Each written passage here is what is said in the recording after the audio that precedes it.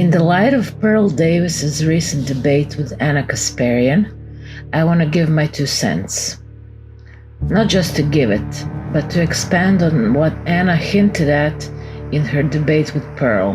My biggest gripe with you is you're discouraging people from entering marriages. I don't tell men what to do. Sell me on. You advise men to avoid marriage. Sell me on marriage. What do men get out of marriage? That's sad. It's sad that people think that. It really is. You get a partner, you get a teammate, you get to build a life together, and it's beautiful. But first, let's start with the introduction. With Pearl Davis, most people do not struggle to articulate what feels off. There's no intellectual puzzle here. No need for advanced theory or ideological vocabulary. The discomfort comes first and the explanation follows later. People react because they recognize something familiar at a gut level. The first thing that registers clearly is her hostility toward women.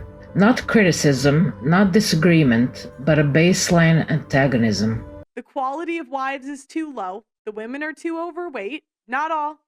The women are too overweight. The women are too slutty. And the women, there's just not enough quality wives. Most modern women are fucking useless. They don't provide any value back in return. This is why guys are not taking women. Just modern women are lazy. That's the biggest. Do you know what? I think I would take a whore that works hard. I cannot stand lazy women. I can't. The second thing people notice is that the standards she insists women must live by simply do not apply to her. She is outspoken while condemning female outspokenness. She is publicly ambitious while framing ambition in women as a moral decay or something. She occupies space loudly while prescribing silence, modesty, and withdrawal to others. No, I'm like, seriously, what do women bring in 2022 that is special? Nothing. Do most women have a cookbook? Do most women really know how to cater to a man? No. Are most women virgins on their wedding day? No. So what do most women bring in 2022 that is special? She complains about women not being virgins, and yet she is not one. She is an unmarried and childless businesswoman, the very opposite of what she views as a marriage material for men. This contradiction does not require analysis to be seen, as I said. It creates, however, an immediate unease because it mirrors a very old structure. Rules for you, exemption for me. Authority without any accountability. What does that remind you of? What is far less discussed, however, and far more revealing, I think, is how she relates to men. Not on the surface, but structurally. And once you look at that closely, the whole picture sharpens. In Pearl Davis's worldview, women are wrong before they act. We know this. Pearl's gonna trash women no matter what.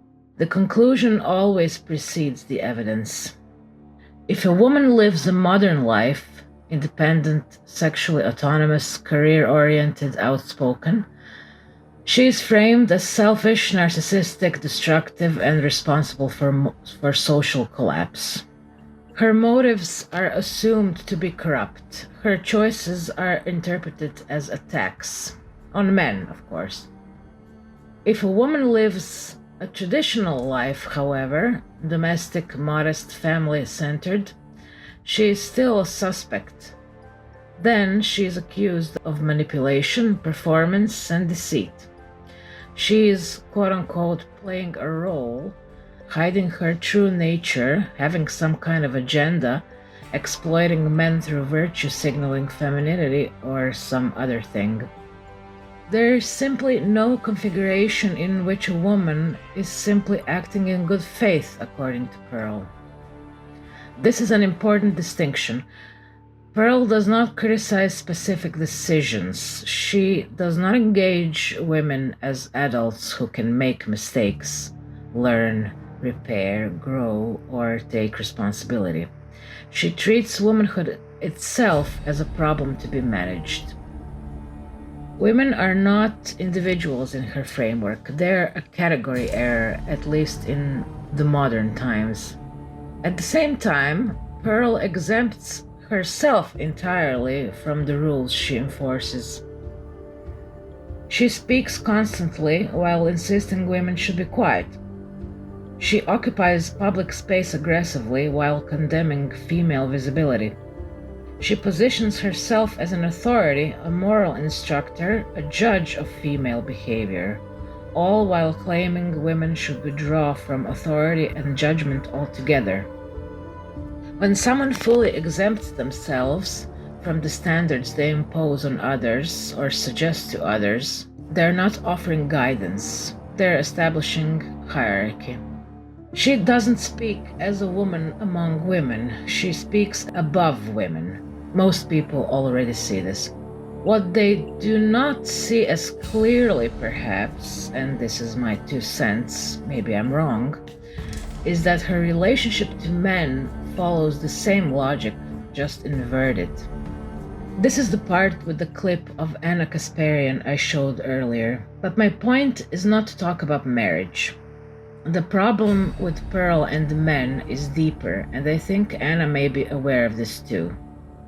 On the surface, Pearl presents herself as pro-male. She excuses men's behavior, minimizes their responsibility, and frames them as victims of women, feminism, and social change. Men in her narrative are not choosing, they're reacting helplessly. They're not responsible, they're provoked. They're not accountable, they're damaged. This may sound sympathetic. Many men hear it as a validation.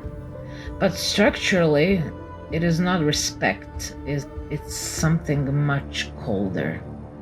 When you consistently remove responsibility from someone, you're not honoring them, you're diminishing them. You're treating them as beings without agency, self-control, or moral capacity. In Pearl's framework, men are ruled by instinct. They're driven by desire. They're easily misled. They're apparently weak in the face of temptation and social change. They cannot reliably interpret women, relationships, or social reality on their own.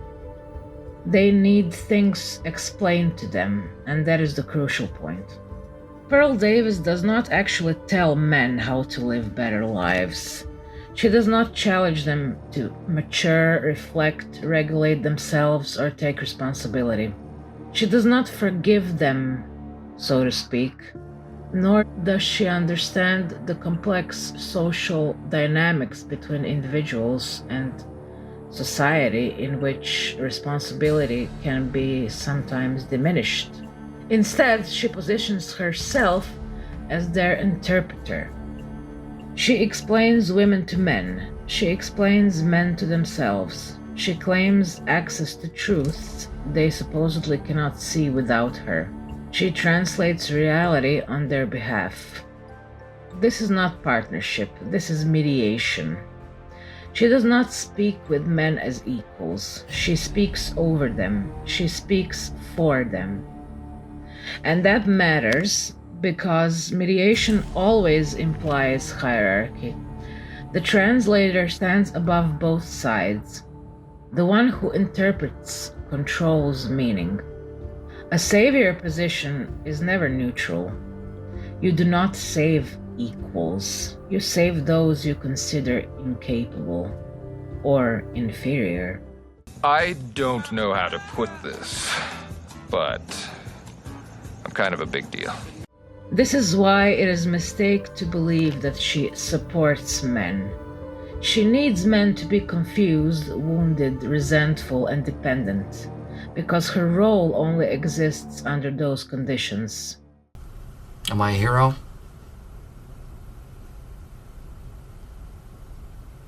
I really can't say, but yes. Her authority collapses the moment men are treated as fully adult human beings capable of love, responsibility, self-restraint, and mutual respect. If men were allowed to be whole, with their flaws and virtues, her voice would be unnecessary. Her relevance depends on male infantilization just as much as it depends on female dehumanization. This logic fits perfectly inside the red pill worldview she operates within. The red pill does not understand relationships as relationships. It understands them as transactions. People are assets.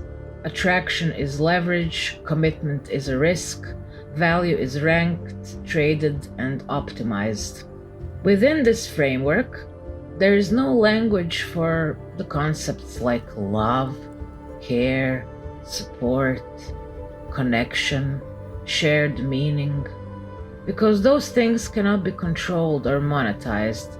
They resist hierarchy, and Pearl fully adopts this logic. Women become commodities to be managed or avoided. Men become predictable consumers reacting to incentives. No one is seen as a full person. And crucially, she places herself at the center of this marketplace as the expert. From this angle, her narcissism does not need to be diagnosed. It is structural. She builds a worldview in which women are corrupt, men are weak, and only one person stands outside the rules, the one who explains, judges, interprets, and advocates: herself. This is not a moral framework, that is a stage. This is why her rhetoric feels wrong on multiple levels. Not just because it's cruel, but because it requires a world in which no one else is allowed to be fully human, only useful and manageable, and only inferior. Putting this into words does not create the discomfort, it simply names it.